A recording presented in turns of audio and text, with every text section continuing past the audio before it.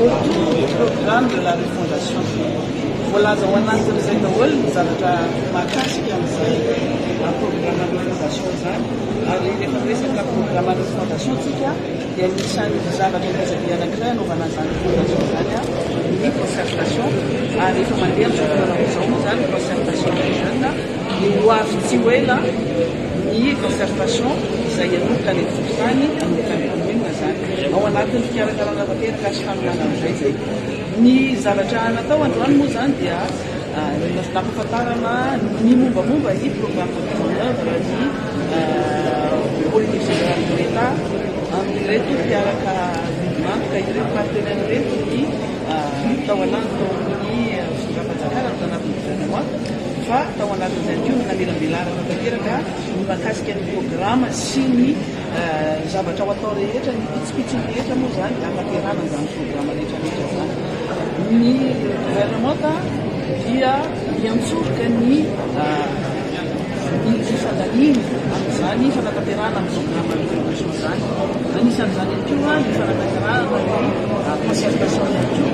Kanefa isika dia tsy milona irery efa naneho ny finiavany te-hanampy Madagasikara ny partenaire ireo na amin'ny lafiny expertise zany, amin'ny lafiny logistique zany, na amin'ny lafiny ara-bola.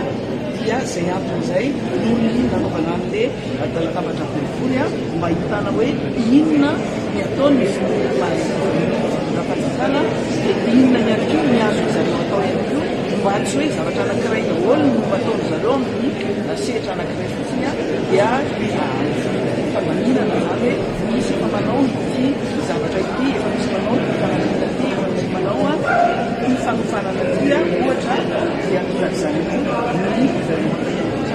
malala hoe ataony rehefa ny zavatra ho ataony dia tsy atao gouvernement tanotsiny zany fa anazy ao anaty l'esprit de partenariat. Karazana mbola positif zany zay positif foana satria Madagasikara dia tsy olona rery.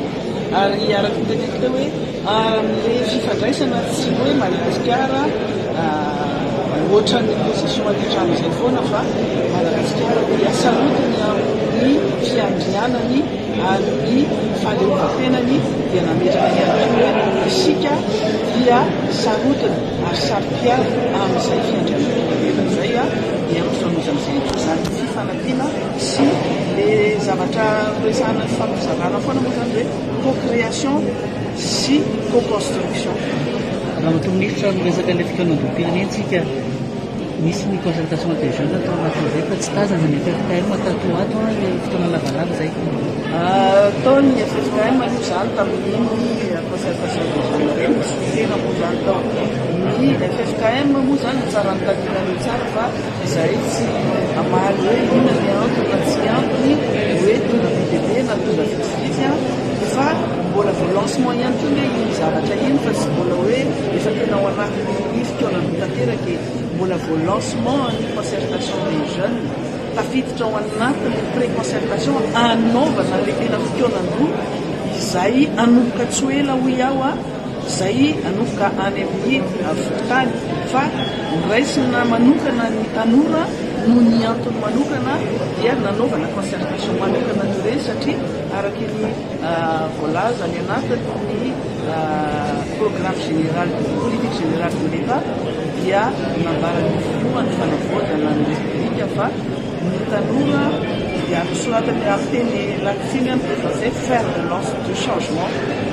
Dia noho izay anton'izay no nanaovana an'ilay concertation des jeunes aloha kanefa ihany koa misy efa nisy ihany koa ny fotoanandroa hafa ary efa mandeha koa ny sasany amin'izao fotoana zao fa ireo rehetrarehetra reny moa zany dia no atambatra daholo efa mandeha ny concertation régionale izay ampidirana amin'izay rehefa nanao rehetrarehetra reny.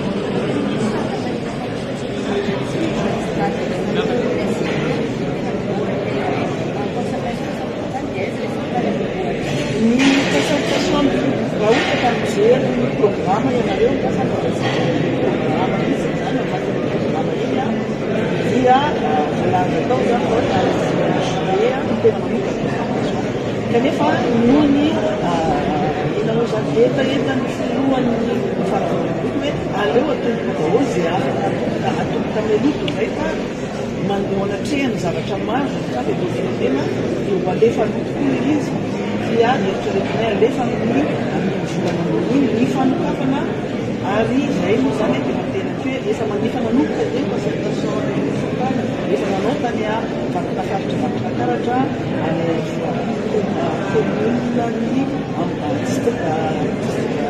région vakotakaratra any amin'ny communany ambany tany amin'ny districtany Antsirabe voalohany efa nanao daholo reny ary efa misy fany toeran-kafa zany fa ny fanamarihana ara-beneficialy zany no voatao mbola fampiresaka moa zany amin'izany hoe mety ve le zany fa ho azo hoe ny zavatra tenena fotsiny hoe ny vonoana amin'izay ary tsika rehetra le mitady amin'izay anaovana fotoana izay satria fotoana amin'izay anoena anehoantsika ny hevitritsika amoatsika ny hevitra amin'izay ny fotoanan-droa tsy hoe mandeha fotsiny ohatra zao fa tsy maintsy misy ny fanomanana tsy maintsy misy ny fanofanana ary ao anatin'ny fanofanana tokoa zay zao formation des formateurs ohatra ny atao ny concertation de la jeunesse satria mila olona voafana mitady fotoanan-droa fa tsy hoe mandeha fotsiny ohatra zao ianareo rehetra ihany koa izay andray anjara mila miomana ihany koa mba ho fantarina hoe inona no entina pasomy zavatra diro na ihany koa hoe mivoana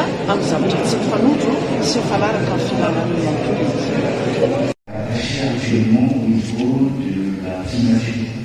Donc c'est le Premier ministre qui assure donc le pilotage technique et stratégique du comité de pilotage dont le gouvernement quelques ministères de langue particulièrement de ce comité de pilotage, effectivement, la FFM qui est donc stipulé par le président de la Fondation. Donc, à part le comité de pilotage, il y a le ministère en charge de la Fondation qui assure la coordination générale de la mise en œuvre de différents processus à tous les niveaux pour la consultation et l'accueil des différentes propositions, recommandations des participants à tous les niveaux. En ce qui concerne spécifiquement la jeunesse, il y a le cercle de réflexion de la jeunesse qui joue plutôt un rôle de conseil et un rôle de déploiement des stratégies pour la réussite plutôt de la consultation et de l'organisation de la concertation nationale concernant spécifiquement la jeunesse. Donc, il a stipulé que la possibilité de la cadrage, du cadrage financier de la mise en œuvre de la concertation nationale. Donc, je pense que le ministère de la Fondation va donc partager les documents entiers, y compris donc le programmation financière pour la réalisation de concertation nationale. Mais particulièrement pour les jeunesse, vous avez déjà, si je ne comprends pas, vos documents qu'on a déjà partagés. Nous avons déjà planifié donc les différentes activités concernant la consultation des jeunes à tous les niveaux. Nous avons aussi planifié un calendrier à titre prévisionnel. Commençons par le lancement officiel avec les différentes formations au niveau des régions, la mise en place des comités régionaux, la mise en place des comités communaux, la concertation qui va commencer au niveau des communes, des régions et vers la finalisation des résolutions nationales des jeunes. Donc un calendrier qui va déboucher jusqu'au fin mai et aussi un budget estimatif à hauteur de 1 400 000 $. Donc c'est l'enveloppe totale, il y a une participation, contribution du gouvernement à travers le ministère de la Jeunesse et des Sports. Et que nous voulons donc solliciter plutôt la contribution de chaque partenaire dans les sites régionaux. À part ça, l'OIT a développé aussi l'importance de la participation des diasporas. Effectivement, nous avons développé déjà un passeport en ligne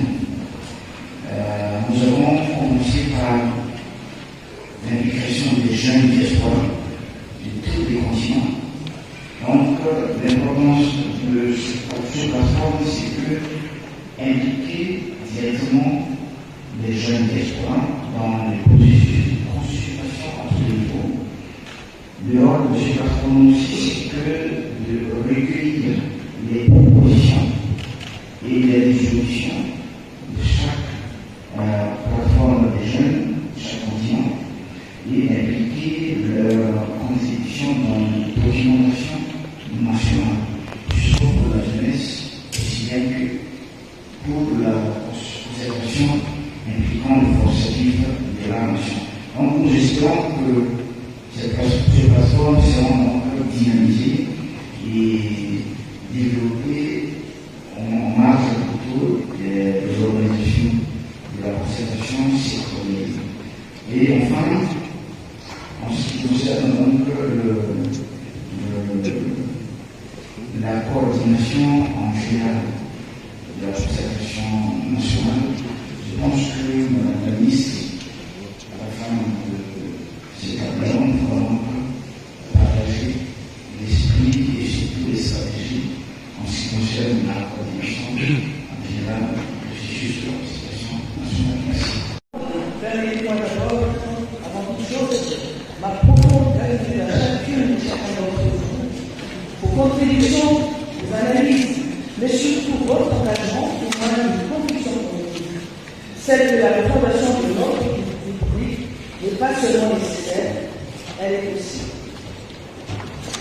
Tout au long de nos échanges, une évidence s'est imposée. Refonder la République, ce n'est pas simplement réformer les institutions ou revoir les textes. C'est réaffirmer un socle de valeurs. C'est reconstruire la confiance entre l'État et les citoyens. C'est redonner du sens à l'action publique. Nous avons parlé de gouvernance, transparence, de justice sociale, de développement durable, de justice économique aussi, etc. Mais au-delà des mots, ce sont des responsabilités que nous avons évoquées, des responsabilités partagées. Car aucun acteur, à lui tout seul, ne peut porter cette transformation, ni l'État, ni les partenaires, ni la société civile, ni les jeunes et les autres. C'est l'ensemble dans un esprit de co-création, co-construction et de redevabilité mutuelle que nous pourrons tracer une voie nouvelle. Les défis sont nombreux et nous ne devons pas les sous-estimer, mais les opportunités le sont tout autant. Nous avons aujourd'hui une occasion historique de poser les bases d'une République plus forte, plus juste, plus démocratique et plus inclusive. La richesse de nos échanges doit maintenant se traduire en action concrète. Nos engagements doivent dépasser le cadre de cette salle. Ils doivent vivre dans nos politiques, dans nos projets et surtout dans les résultats visibles pour nos concitoyens. En clôturant cette table ronde, je ne veux pas parler de fin, mais de point de départ. Le point de départ d'un partenariat renouvelé, fondé sur la confiance, la transparence et l'efficacité. Ensemble, faisons en sorte que cette refondation ne soit pas un simple projet, mais une réalité durable au service de la nation et du monde. Merci de votre aimable attention. Je vous remercie. Qui a été fait avec beaucoup de réflexion sur la façon dont Madagascar peut appréhender la situation de la refondation dans toutes ses composantes pour le futur. Alors peut-être deux ou trois éléments de la part de notre part, de l'Union européenne. Le premier, c'est que nous sommes convaincus que le programme annoncé, qui est ambitieux, qui est complexe, mais ô combien nécessaire, peut être atteint au travers d'un élément déterminant qui tient en deux mots, volonté politique. Tout peut être fait au travers de la volonté politique, et de nouveau nous mesurons l'ambition en temps et en complexité, mais nous pensons que cela est possible. Deuxièmement, nous partageons entièrement la vision qui a été énoncée plusieurs fois dans plusieurs interventions sur le chemin de Madagascar vers la démocratie, l'état de droit et la bonne gouvernance. Nous accueillons aussi favorablement l'objectif répété aujourd'hui, qui est celui de tenir des élections présidentielles en déant les 20 mois, comme ça a été présenté. Nous nous félicitons de l'accent fort qui a été mis sur la jeunesse par tous les participants, et notamment par M. le ministre, sur l'inclusivité et sur une démarche de ce processus qui serait véritablement participatif. Alors les ambitions qui ont été annoncées de manière détaillée ne sont pas, nous le savons tous, ne sont pas simplement techniques, procédurales, institutionnelles ou financières. Toutes ces ambitions sont hautement politiques. Et donc nous, en tant que partenaires internationaux qui sommes sollicités, nous voulons nous intégrer dans ce cadre politique. Donc l'Union européenne, et je parle aussi au nom des États membres ici, en équipe Europe, l'Union européenne, en tant que partenaire majeur avec ses États membres dans les processus de transition, de réforme, de progrès et d'élection. Je rappelle les très nombreuses recommandations qui ont été faites au cours des missions d'observation électorale de l'Union européenne au cours des dernières années, qui sont toujours sur la table. L'Union européenne est évidemment prête à considérer d'accompagner ce processus, qui est important pour le pays, mais qui devrait, à notre sens, s'établir au moins dans un cadre double. Le premier avec nos partenaires, ici dans la salle, partenaires internationaux, bailleurs, dans un cadre de co-conception et de co-construction entre nous, avec un travail de coordination en amont, avec un travail de discussion, de dialogue permanent et de division du travail. Je crois qu'un effort de coordination entre nous, parce que vous avez fait votre travail, je pense que nous devons encore faire le nôtre.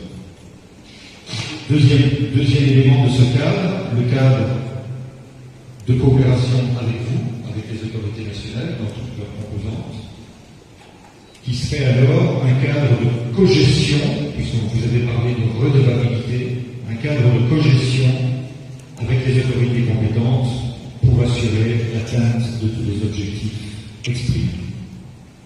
En ce sens, ce n'est pas une question, mais en ce sens, nous serions heureux, évidemment, à un certain moment, si nous sommes sollicités financièrement, d'avoir un état des lieux un peu plus précis sur la attente chiffrée de ce processus. Je termine en disant que ce PMO, ce programme de mise en œuvre, en fait de la feuille de route et du programme de février 2026, nous semble aller dans la bonne direction. Et nous vous souhaitons évidemment tout le meilleur pour atteindre ces objectifs, avec, je l'espère, la contribution la plus large des partenaires internationaux.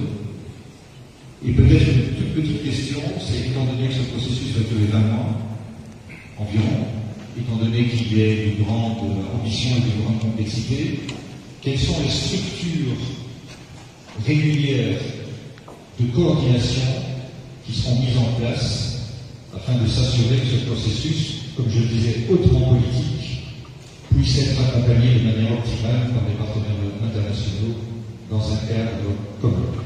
Merci.